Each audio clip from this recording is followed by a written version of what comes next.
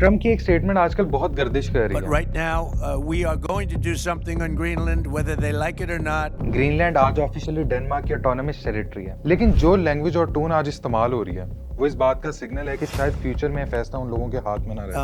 I'm a big fan, but the fact that they had a boat land there 500 years ago doesn't mean that they own the land. और अगर Trump की ये boat वाली logic सही मान ली जाए तो क्या कल को कोई भी छोटा मुल्क इसका टारगेट बन सकता है? अगर हम हिस्ट्री को देखें तो एक इंटरेस्टिंग पैटर्न सामने आता है।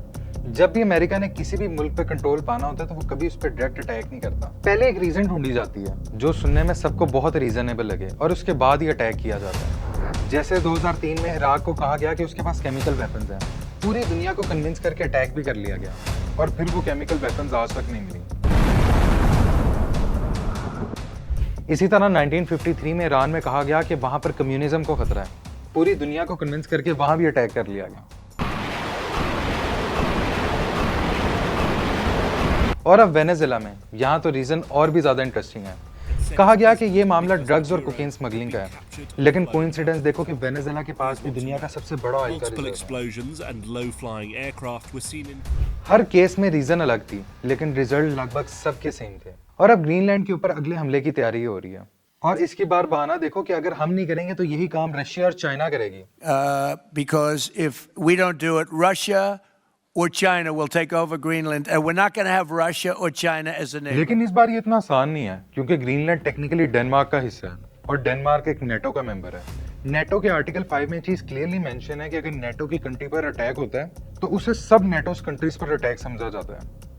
यानी इन थ्योरी अगर अमेरिका डेनमार्क या ग्रीनलैंड पर अटैक करता है तो वो अपनी ही अलायंस के अगेंस्ट एक्शन होगा। वैसे तो फोर्स वाली स्टेटमेंट के बाद ट्रम्प ने दोबारा बयान दिया और कहा कि मैं ग्रीनलैंड बाय फोर्स नहीं लूंगा। That's probably the biggest statement I made because people thought I would use force. I don't have to use force. I don't want to use force. I won't use force. और इस statement के फौरन बाद ही Denmark और इसकी support में खड़े हुए सारे मुल्कों पर 10% तक टैरिफ लगा दिया और साथ ही ये कहा कि अगर जून तक ग्रीनलैंड का प्रॉब्लम सॉल्व ना हुआ तो मैं तमाम सपोर्ट वाली कंट्रीज पे 25% तक टैरिफ लगा दूंगा। और ये अमेरिका का क्लासिक स्टाइल है कि जब ये सीधी उंगली से नहीं निकलता तो फिर उंगली टेढ़ी करनी पड़ती है। They put a tariff on countries if they don't go along with Greenland because we need Greenland for national security. तो आइए समझते हैं आज की इस वीडियो में कि अमेरिका चाइना और रशिया के पीछे छुपकर ग्रीनलैंड के पीछे क्यों पड़ा हुआ है। आइए जानते हैं आज की इस वीडियो में।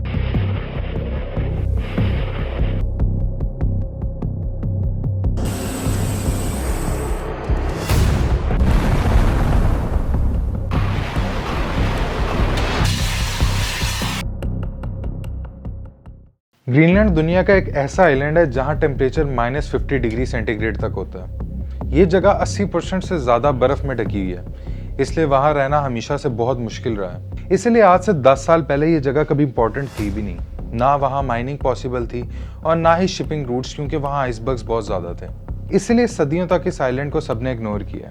लेकिन आज इस आइलैंड के पीछे अमेरिका, चाइना और यूरोप खड़े हैं। फिर आई ग्लोबल वार्मिंग, जो कि दुनिया के लिए एक बहुत बड़ा डिजास्टर है, लेकिन ग्रीनलैंड उसके लिए ये टोटली एक गेम चेंजर था। जो समंदर पूरे साल जमे रहते थे, आज वहां पहली दफा कार्गो शिप्स नजर आने लगी हैं। एक एस्टीमेट के मुताबिक ग्रीनलैंड के अंदर 28.4 बैरल्स ऑफ ऑयल है। ये शायद आपको इतना ज्यादा ना लगे, लेकिन ये ऑलमोस्ट उतना ही है जितने रिजर्व्स खुद अमेरिका के पास हैं। 28 बैरल ऑफ ऑयल्स का मतलब ये नहीं है कि ग्रीनलैंड सऊदी अरब बन जाएगा। इसका मतलब ये है कि अमेरिका जैसे मुल्क अब किसी और मुल्क पे कम डिपेंड होगा। सबसे पहले तो एक मिथ बस्ट करते हैं। रेयर अर्थ मिनरल इस वजह से रेयर नहीं होते कि वो मिलते नहीं हैं, वो इस वजह से रेयर होते हैं क्योंकि उनको एक्सट्रैक्ट करना बहुत मुश्किल प्रोसेस होता है। ये 17 स्पेशल मेटल्स होते हैं और इनका काम हर मॉडर्न डिवाइस और टेक्नोलॉजी में चलता है। अगर ये सप्लाई बंद हो जाए तो सिर्फ फोन्स महंगे नहीं होंगे, इलेक्ट्रिक व्हीकल्स भी बंद हो जाएंगे, कंट्रीज की मिलिट्री और टेक्नोलॉजी तक स्लो हो जाएगी। जिस तरह ऑयल 20th सेंचुरी का इंजन था, उसी तरह रेयर अर्थ 21st सेंचुरी का इंजन है। अब असल मसला शुरू होता है कि इस वक्त चाइना ये सब चीजें कंट्रोल करता है। मतलब चाहे अमेरिका के पास मिनरल्स भी हों, अगर प्रोसेसिंग चाइना में हो रही है तो इसका मतलब सारी की सारी पावर चाइना में ही है। चाइना ने पहले भी इस पावर को एज अ वेपन यूज किया, जैसे जापान की उन्होंने सप्लाई स्लो कर दी थी, यहाँ तक कि यूरोप को भी वार्निंग दी थी और मैसेज बिल्कुल क्लियर था कि मैं जब चाहूँ ये चीज रोक सकता हूँ। और यही चीज अमेरिका के लिए टेंशन है कि वर्ल्ड की बिगेस्ट मिलिट्री जो एआई, स्पेस और डिफेंस में भी काम करती है, उसका क्रिटिकल रॉ मटेरियल एनिमी के हाथ में हो। अमेरिका को असल में इस चीज से खतरा है कि कल को चाइना किसी वक्त भी ये सप्लाई बंद कर सकता है, जिससे यूएस के जेट्स, सैटेलाइट्स, ईवीज तक स्लो हो जाएंगी और स्ट्रेटेजिक इंडिपेंडेंस भी खत्म हो जाएगी। इसलिए अमेरिका का सिंपल ऑब्जेक्टिव है कि हमें अपना सप्लाई चाहिए, वो भी अपनी ज़मीन से। और फिर यही पिक्चर में ग्रीनलैंड आता है। ऑफिशियल एस्टिमेट्स के मुताबिक यहाँ 1.5 million tons of rare earth minerals हैं। लगभग ये भी उतने ही है जितने डोमेस्टिक रिजर्व्स में अमेरिका के पास हैं। और जियोलॉजिस्ट कहते हैं कि इसकी असल क्वांटिटी इससे कई गुना ज़्यादा हो सकती है। पहले तो ग्रीनलैंड में माइनिंग पॉसिबल नहीं थी क्योंकि एक बर्फ की बहुत मोटी लेयर थी, जिसकी वजह से सारा प्रोसेस बहुत कॉस्टली पड़ता था। लेकिन फिर ग्लोबल वार्मिंग ने सब कुछ बदल दिया। वही आइस अब पिघल रही है, जमीन एक्सपोज हो रहे हैं, रोड्स और पोर्ट्स बनाना आसान हो गया और माइनिंग कॉस्ट भी कम हो गई है। जो काम आज से 10 साल पहले लॉस में था वो आज प्रॉफिट बनता जा रहा है। लेकिन एक और रीजन भी है जिसके लिए ट्रंप इतनी जोर जोर से बात कर रहा है, और वो है ग्रीनलैंड की एक strategic location. We need Greenland for national security. अगर हम अटलांटिक ओशन को मैप पे देखें तो ग्रीनलैंड नॉर्थ अमेरिका के ऊपर रशिया और कनाडा के दरमियान में पाया जाता है। सिंपल वर्ड्स में ग्रीनलैंड एक जायंट वॉच टावर है और ये एक शील्ड की तरह काम करता है।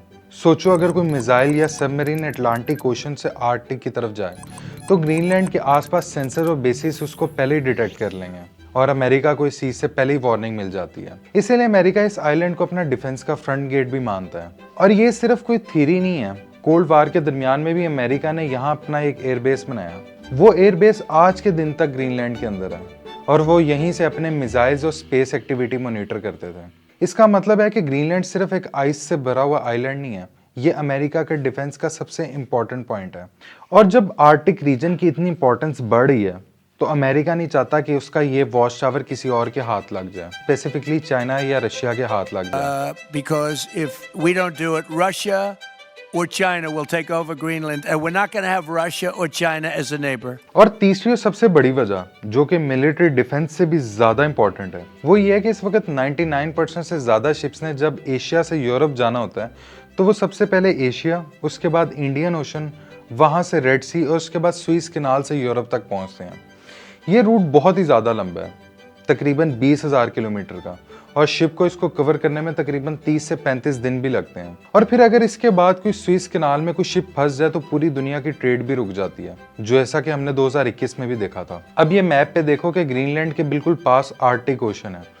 पहले ये सारे का सारा समंदर बर्फ से जमा हुआ था, शिप्स का गुजरना तकरीबन नामुमकिन था। लेकिन अब ग्लोबल वार्मिंग की वजह से ये बर्फ आहिस्ता आहिस्ता पिघलती जा रही है और जैसे ये आइस कम हो रही है नया शॉर्टकट ओपन हो रहा है। अब शिप्स एशिया, रशिया के ऊपर से होते हुए आर्कटिक ओशन और ग्रीनलैंड के पास से यूरोप जा सकते हैं और इससे सफर भी 10 से 15 दिन तक कम हो गया, यानी फ्यूल कम, टाइम में बचत। और जो शिप्स पहले 35 दिन में वहां पहुंचता था वो 20 दिनों में पहुंच सकता है। तो जो बंदा ग्रीनलैंड को अपने कंट्रोल में करेगा वही असल में इस सारी की सारी आर्कटिक ओशन की पॉलिटिक्स को भी कंट्रोल करेगा।